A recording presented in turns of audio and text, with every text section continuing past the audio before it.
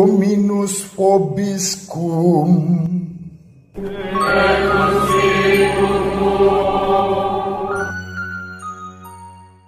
Sahabat peradaban kasih ekologis yang terkasih, selamat berjumpa dalam renungan harian bersama saya, Romo Alois Budi Purnomo PR, melalui channel ini. Semoga panjenengan selalu sehat, tetap semangat tanpa sambat, selalu bahagia, kebahagiaan yang bersumber dari Tuhan Allah kita. Renungan ini saya persiapkan di salah satu kamar di Pastoran Paroki Subang, Keuskupan Bandung. Mari kita awali perjumpaan kita dengan bersatu di dalam doa. Dalam nama Bapa dan Putra dan Roh Kudus. Amin. Terberkatilah nama Tuhan untuk selama-lamanya. Pujilah, hai hamba-hamba Tuhan, pujilah nama Tuhan. Kiranya nama Tuhan dimasyhurkan sekarang dan selama-lamanya. Dari terbitnya matahari sampai pada terbenamnya, terpujilah nama Tuhan. Tuhan tinggi mengatasi segala bangsa, kemuliaannya mengatasi langit. Siapakah seperti Tuhan Allah kita, yang diam di tempat yang tinggi, yang merendahkan diri untuk melihat ke langit dan ke bumi? Ia menegakkan orang yang hina dari dalam debu dan mengangkat orang yang miskin dari lumpur. Kemuliaan kepada Bapa dan Putra dan Roh Kudus, seperti pada permulaan, sekarang, selalu, dan sepanjang segala abad. Amin. Terberkatilah nama Tuhan untuk selama-lamanya. Dalam nama Bapa dan Putra dan Roh Kudus.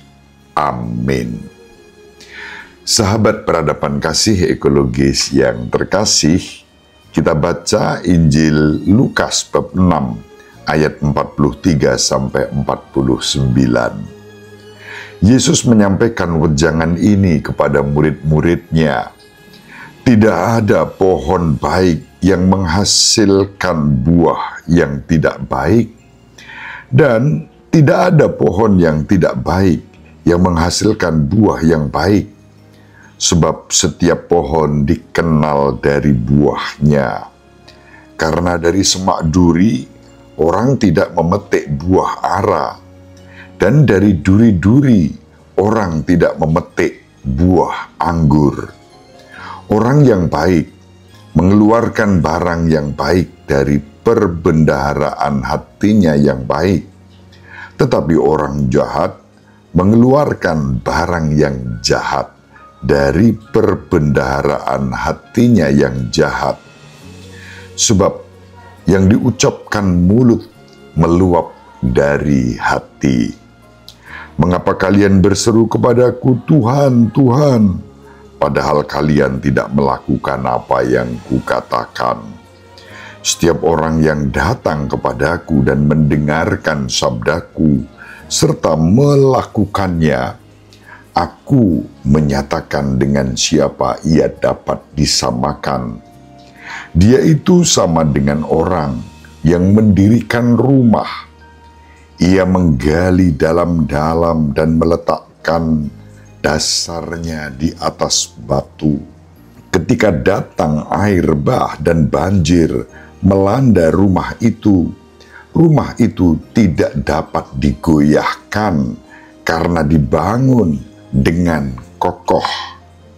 Sebaliknya, barang siapa mendengar perkataanku tetapi tidak melakukannya, ia sama dengan orang yang mendirikan rumah di atas tanah tanpa dasar. Ketika dilanda banjir, rumah itu segera roboh dan hebatlah kerusakannya. Demikianlah sabda Tuhan. Terpujilah Kristus. Sahabat peradaban kasih ekologis yang terkasih, hari ini adalah peringatan wajib Santo Yohanes Chrysostomus, seorang uskup dan pujangga gereja, tentu dalam tradisi gereja Katolik Roma. Bacaan yang diwartakan kepada kita pada hari ini masih menjadi rangkaian kelanjutan dari bacaan-bacaan pada hari sebelumnya. Kita tahu kemarin misalnya Yesus memulai sebuah perumpamaan yang menggunakan beberapa gambaran. Pertama tentang orang buta yang pasti gagal menuntun orang buta, artinya akan terperosok ke dalam jurang. Yang kedua, murid yang merasa dirinya lebih tinggi dari gurunya, lalu dikatakan tak ada murid yang akan lebih tinggi dari gurunya, minimal sama dengan gurunya. Dan yang ketiga, digambarkan tentang bahasa terjemahan vulgarnya, orang yang matanya disambar balok kayu, tapi berusaha untuk menyingkirkan serpihan kecil dari kayu itu di mata saudaranya. Gambaran-gambaran itu disimpulkan oleh Yesus bahwa persoalannya tidak lain adalah bertumpu pada yang namanya kemunafikan. Kemunafikan yang dialami khususnya oleh orang-orang Farisi, pemimpin-pemimpin Yahudi, ahli-ahli Taurat. Itulah perumpamaan-perumpamaan yang disampaikan oleh Yesus, dan Tuhan kita Yesus Kristus mengajak kita, para muridnya, untuk tidak jatuh dalam situasi itu. Orang munafik selalu berpikir bahwa mereka melihat dengan jelas masalah-masalah orang lain, merasa lebih pintar, merasa lebih bijaksana daripada bahkan guru mereka. Orang yang munafik berfokus pada kesalahan-kesalahan orang lain dan sangat tidak menyadari kesalahan bahkan dosa-dosanya sendiri yang jauh lebih serius dibandingkan dengan orang lain yang mau dikoreksi, yang mau dihakimi. Pada ketiga gambaran perumpamaan itu, lalu Yesus menambahkan perumpamaan pada hari ini tentang pohon yang berbuah. Pohon yang busuk menghasilkan buah yang busuk, pohon yang baik menghasilkan buah yang baik. Tak mungkin dari kebusukan lahir kebaikan, dan sebaliknya kebaikan akan melahirkan kebaikan. Itu gambaran tentang pohon yang busuk yang merupakan simbol orang munafik, menghasilkan buah yang busuk yaitu kemunafikan. Semak berduri, duri tidak mungkin menghasilkan ara dan anggur. Buah ara datang dari pohon ara, buah anggur datang dari pohon anggur. Maka disinilah kita diajak untuk sadar agar kita tidak jatuh ke dalam kemunafikan itu. Orang yang penuh dengan kejahatan di dalam dirinya. Dan kita dipanggil untuk menjadi pohon baik, orang baik. Orang baik yang menghasilkan kebaikan di dalam kehidupan ini. Tapi pertama-tama kita diajak untuk melihat dari buahnya akan tampak pohonnya. Kebaikan berasal dari pohon kebaikan. Kejahatan berasal dari pohon kejahatan. Ini prinsip yang kita pegang. Lalu pada gambaran yang kelima, perumpamaan disampaikan tentang orang yang membangun rumah. Orang munafik membangun rumah mereka di atas tanah yang akan mudah roboh, hancur, rusak ketika dihantam dengan berbagai macam tantangan. Sedangkan orang yang bijak dan dalam iman akan Kristus digambarkan memiliki sikap dasar, membangun rumah di atas fondasi yang kuat, yang tidak akan pernah hancur menghadapi apapun tantangannya, termasuk bahkan yang namanya penganiayaan, tetap kokoh berdiri.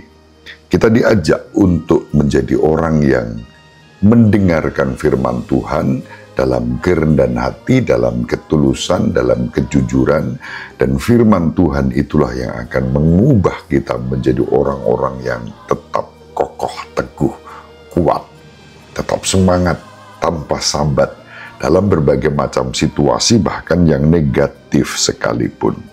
Itulah yang diharapkan oleh Tuhan dari kita. Orang yang seperti itu laksana membangun rumah, menggali dalam-dalam, meletakkan fondasinya di atas batu, dan kemudian tetap tegar, kokoh, kuat.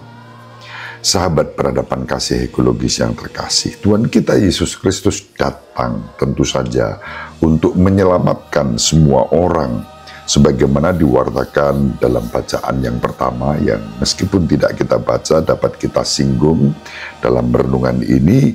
Surat Santo Paulus kepada Timotius yang pertama menunjukkan Kristus datang ke dunia untuk menyelamatkan orang berdosa.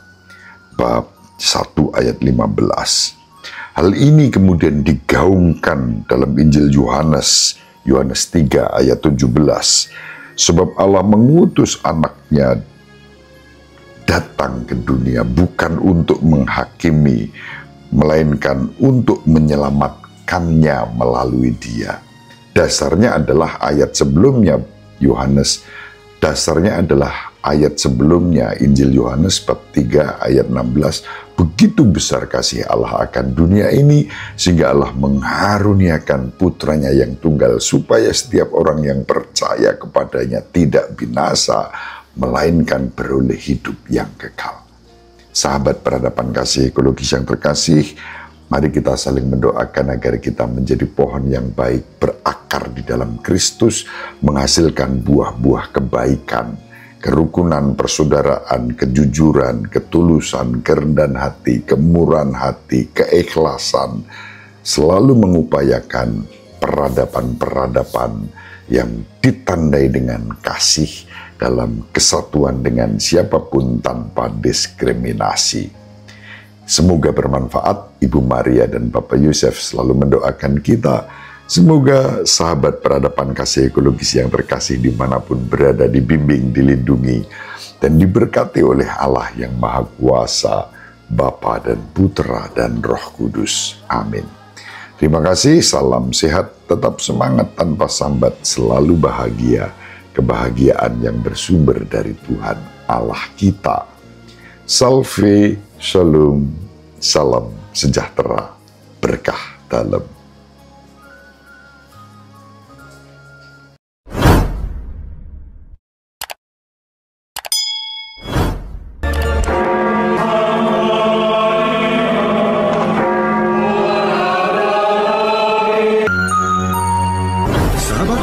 Kasih yang terkasih, sampai jumpa pada episode berikutnya.